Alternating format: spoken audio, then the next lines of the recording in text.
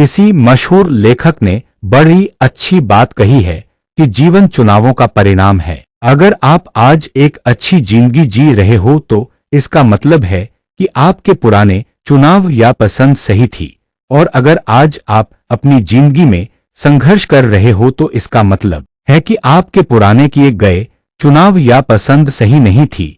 You are just a result of your choices. मात्र लक्ष्य तय कर लेने भर से ही अगर सफलता मिल सकती तो हर व्यक्ति आज सफल होता। हम हमेशा अच्छे भविष्य की कल्पना करते हैं, अपने लक्ष्यों को पूरा करना चाहते हैं, लेकिन हम में से ज्यादातर यह भूल जाते हैं कि भविष्य सुनहरा तभी होगा या लक्ष्यों की प्राप्ति तभी होगी जब हमारा वर्तमान उन लक्ष्यों को पाने के लिए जरूरी कार्य का बोझ अपने कंधों पर लेगा।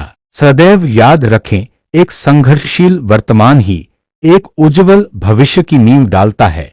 वर्तमान का आराम भविष्य का नुकसान है। जैसे एक दिया जलता है तभी रोशनी होती है, वैसे ही आपके वर्तमान को जलना होगा तभी भविष्य उज्जवल होगा। जरा सोचिए, यह बात हर मनुष्य जानता है कि अपने लक्ष्यों को पूरा करने के लिए उसे वर्तमान में उन्हीं कार्यों का चुनाव करना चाहिए जो उसके लक्ष्य को पूरा करने में उसकी मदद करें, या कहें कि उसकी पसंद सही होनी चाहिए। लेकिन फिर भी अधिकांश लोग ऐसा नहीं कर पाते। क्या आप जानते हैं ऐसा क्यों होता है? मन की यह प्रकृति होती है कि वह आपका लाभ ही सोचता है। वह चाहता है कि हर बार आपका फायदा हो, आप आरामदायक जीवन व्यतीत करें। मस्तिष्क और बुद्धि की प्रकृति भी यही होती है।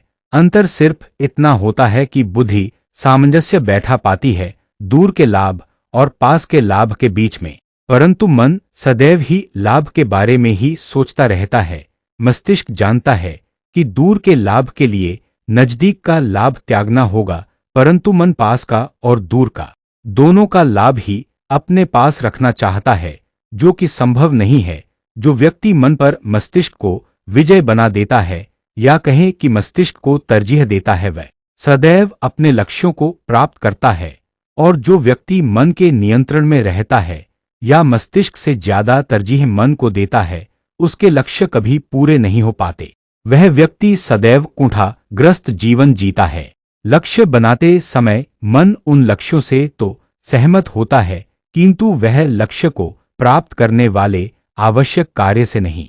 तो ऐसी परिस्थिति में हमें अपने मन को दबाना आना चाहिए और अपने मस्तिष्क और बुद्धि के अनुरूप ही कार्य करना चाहिए।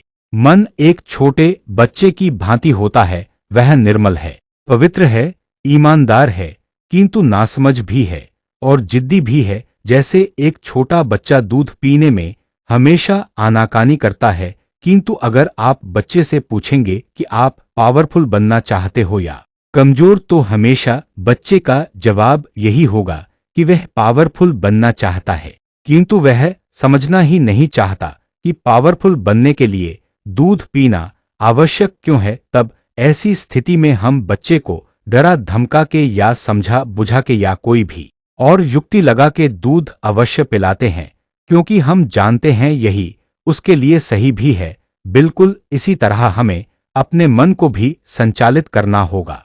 सफलता के लिए आवश्यक है हर उस कार्य को हमें करना ही है जो हमारे लक्ष्यों को प्राप्त करने के लिए आवश्यक है, चाहे मन साथ दे या ना दे, या तो मन को समझा ले या बिना उसकी परवाह किए कार्य को करें। अब एक उदाहरण लेते हैं। मान लो आपने काफी सोच विचार के बाद अपने लिए एक लक्ष्य तय किया है और उस लक्ष्य को प्राप्त करने के लिए कुछ कार्य योजना बनाई है, और उस योजना के तहत आपको अगले दिन से सुबह 5:00 बजे उठना है, किंतु अलार्म बजने के बाद भी आप उस अलार्म को बंद करके वापस सो गए। इसका मतलब आपने वर्तमान में अपने मन की सुनी, जिससे आपने अपने भविष्य का नुकसान तय कर लिया। क्योंकि जब तक आप अपने मन की सुनोगे तब तक हर सुबह आपके साथ ऐसा ही होगा, और ऐसा आपके साथ कई बार होता है। जैसे तय किए गए कार्य को छोड़कर दोस्तों के साथ मूवी देखने चले जाना, डाइट प्लान को किनारे करके एक शादी या किसी फंक्शन में फास्ट फूड खा लेना, एक्सरसाइज की जगह बार बार सोने को तरजीह देना इत्यादि। अब एक और उदाहरण को समझते हैं। मान लीजिए एक सुबह जब आप उठो तो खुद को अपने घर से 1000 किलोमीटर दूर किसी निर्जन स्थान पर पाओ। आपकी जेब में एक फूटी कौड़ी भी ना हो सकता है आपके पास पांव में पहनने को चप्पल या जूते तक भी ना हो। तो अब आप क्या करोगे? मैं 3 ऑप्शन आपको देता हूं। 1, आप निश्चिंत होकर फिर सो जाओगे। 2, आप सही दिशा और पांव में चप्पलों के अभाव में यह मान लोगे कि आपकी किस्मत खराब है। आप अपने घर पहुंचना तो चाहते हो किंतु नहीं पहुंच सकते। 3, आप खड़े होगे और पूरा प्रयास करोगे अपने घर पहुंचने का। आप में से ज्यादातर लोग शायद तीसरे ऑप्शन को चुनेंगे। अब सिचुएशन को कुछ इस तरह से देखो कि आपका घर आपका लक्ष्य है। जिस जगह आप अभी हैं यह वह स्थिति है जब आप अनसक्सेसफुल हैं और इस सिचुएशन में आपके पास साधनों की भारी कमी है और आप जीवन में खुश नहीं है। जब आप खुद निर्जन स्थान से घर पहुंचने के लिए हर संभव कोशिश करेंगे और साधनों के अभाव होते हुए भी आप अपने घर पहुंचकर रहेंगे तो फिर वर्तमान सिचुएशन से लक्ष्य को प्राप्त क्यों नहीं कर सकते? मान लीजिए उस निर्जन स्थान से घर की ओर जाते समय आपके सामने कई मनोहरी जंगल, झरने, नदियों वाले दृश्य होंगे तो क्या आप वहां निश्चिंत होकर रुक पाएंगे? इसका जवाब है नहीं, क्योंकि उस समय आपका सर्वप्रथम लक्ष्य अपने घर पहुंचना होगा।